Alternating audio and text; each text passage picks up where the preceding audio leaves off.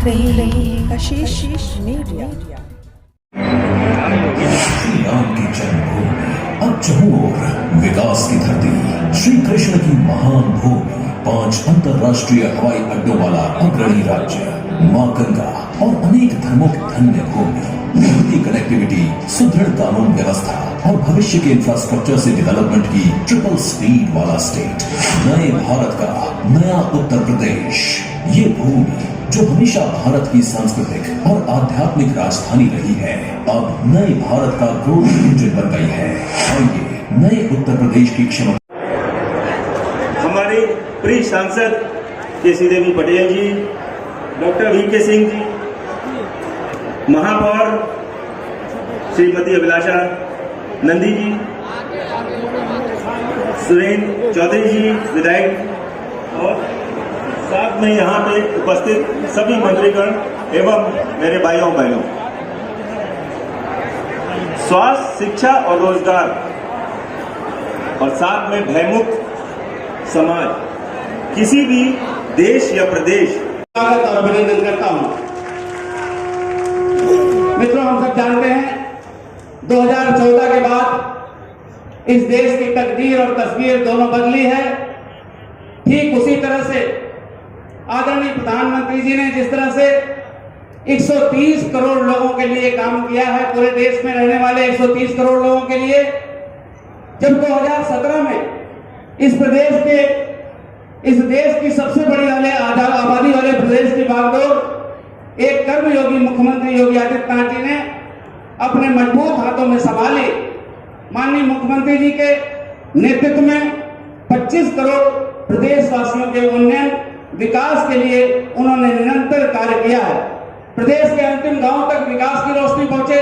प्रदेश के अंतिम व्यक्ति तक 2017 से 2022 तक 2017 से 2022 तक उत्तर प्रदेश उत्तम प्रदेश बना है, अब सर्वोत्तम प्रदेश बनने की ओर अग्रसर है। एक बार फिर से प्रयागराज की पावन भूमि पर माननीय मुख्यमंत्री जी का और मंचासीन सभी साथियों का हार्दिक स्वागत और अभिनंदन करते हुए आप सबको बहुत बहुत बधाई देता हूं। धन्यवाद। जय हिंद, जय भारत, जय जय श्री राम। इस कार्यक्रम की संचालिका बहन रंजना त्रिपाठी। बताओ, दोनों हाथ मिला के माननीय मुख्यमंत्री जी को बताओ, दौड़ना है कि नहीं दौड़ना। और एक बात और बता दो, अभी यहाँ कई माताओं बहनों को आवास की चाबी सौंपी गई। 10 लाख आवास, 9 लाख तो भी माननीय प्रधानमंत्री जी ने, माननीय मुख्यमंत्री जी ने पत्र लिखा था। उसके बाद हमें लगभग 9 लाख आवास मिले हैं। 1 लाख से अधिक आवास मुख्यमंत्री आवास योजना में है।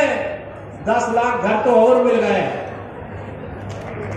उत्तर प्रदेश के 75 जिले के लिए लगभग 10 लाख, ये गांव क्षेत्र के, ग्रामीण क्षेत्र के, नगर में तो और लगातार आवास की बौछार है।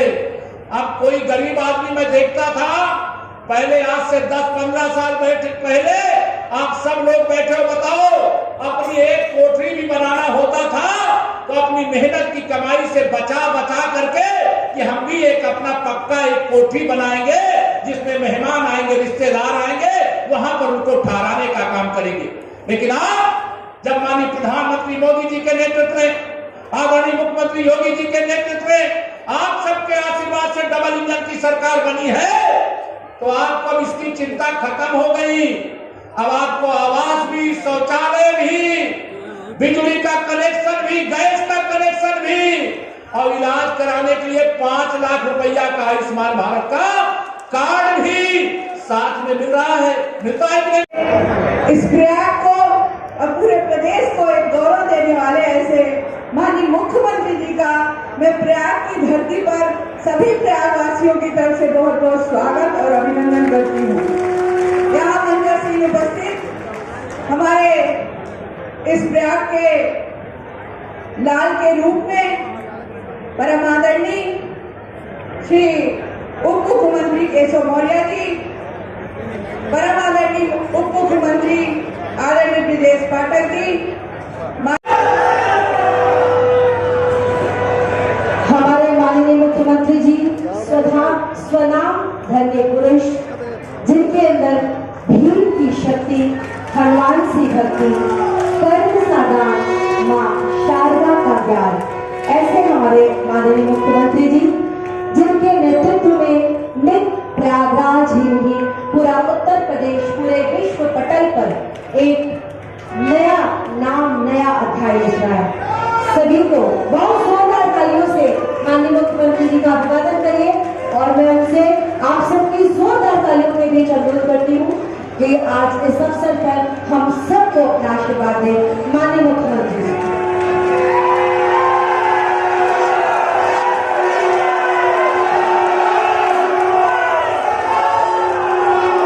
नौजवान हो या उत्तर प्रदेश का कोई भी नौजवान, उनके लिए, उनके कैरियर काउंसलिंग के लिए सरकार एक अच्छी सुविधा देगी। और मुझे बताते हुए प्रसन्नता है, अभ्युदय कोचिंग की व्यवस्था आज हम प्रदेश के हर जनपद में प्रारंभ कर चुके हैं और प्रयागराज में जो नौजवान परीक्षाओं की तैयारी कर रहा है, मैं उन्हें इस बात के लिए आश्वस्त करता हूं कि अब उनके जीवन के साथ कोई खिलवाड़ नहीं कर सकता है।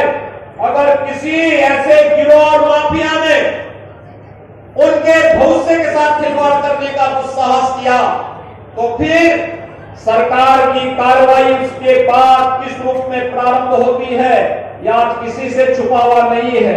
इसलिए भाइयों बहनों, आप सब डबल इंजन सरकार के इस अभियान के साथ जुड़कर के कार्य कर सके, इस विश्वास के साथ आज यहाँ पर मैं उपस्थित सभी प्रबुद्ध जनों का हृदय से अभिनंदन करता हूँ। 1295 करोड़ रुपए की इन परियोजनाओं के लिए प्रयागराज वासियों को हृदय से बधाई देते हुए अपने सभी माननीय जनप्रतिनिधियों का अभिनंदन करता हूं, जिनके प्रयास से प्रयागराज की योजनाएं आज जमीनी धरातल पर उतर रही हैं। एक बार फिर से आप सभी को हृदय से बधाई और अपनी शुभकामनाएं देते हुए अपनी वाणी को विराम देता हूं।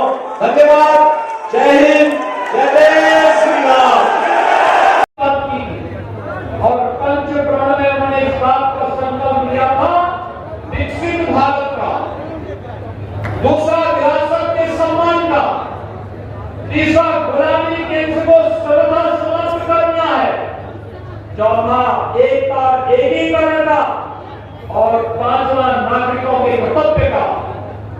विरासत का सम्मान, अयोध्या में भगवान श्री राम के भव्य मंदिर के निर्माण का कार्य हो या काशी में काशी विश्वनाथ का धाम, वाराणसी का धाम, मिर्जापुर का हो या प्रयागराज में ऐतिहासिक कुंभ, ये सभी उसी परंपरा के हिस्से हैं। और आज मैं आप सबको इसी बात का एहसास कराने के लिए आया हूं कि प्रयागराज का कुंभ 2025 में फिर होने जा रहा है।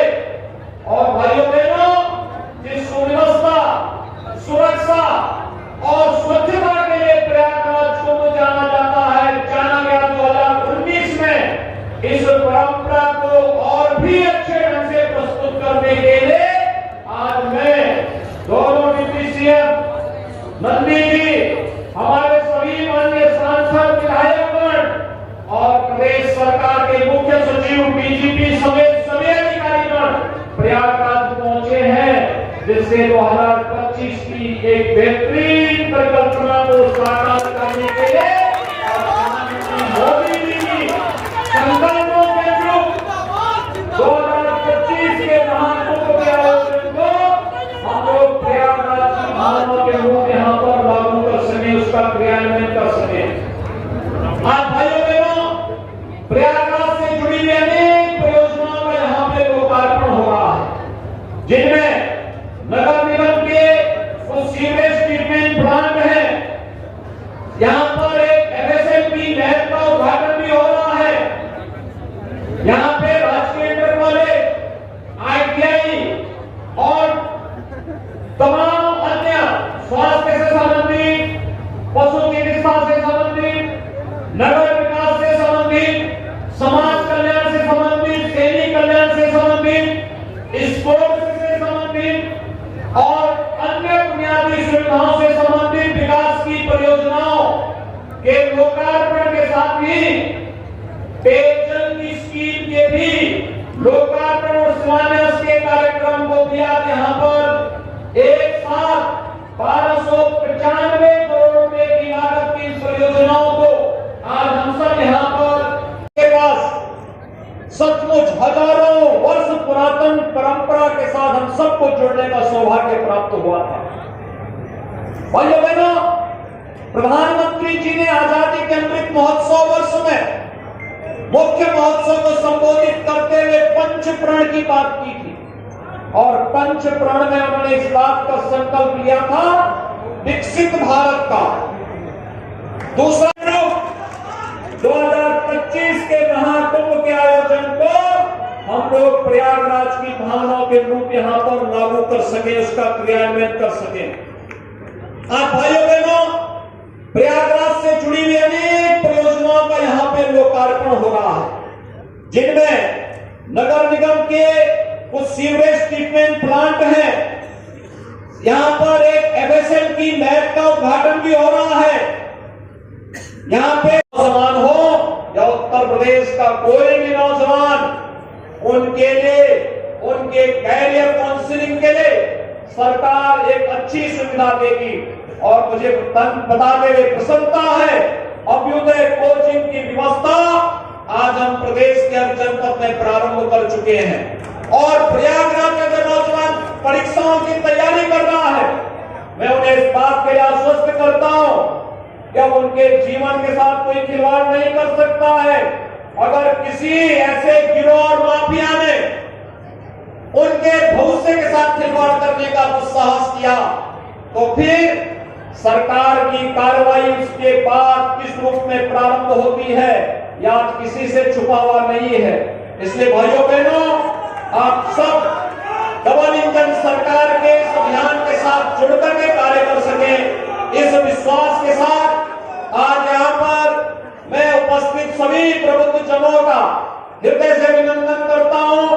1295 करोड़ रुपए की इन परियोजनाओं के लिए प्रयागराज वासियों को हृदय से बधाई देते हुए अपने सभी माननीय जनप्रतिनिधियों का अभिनंदन करता हूं, जिनके प्रयास से प्रयागराज की योजनाएं आज जमीनी धरातल पर उतर रही हैं।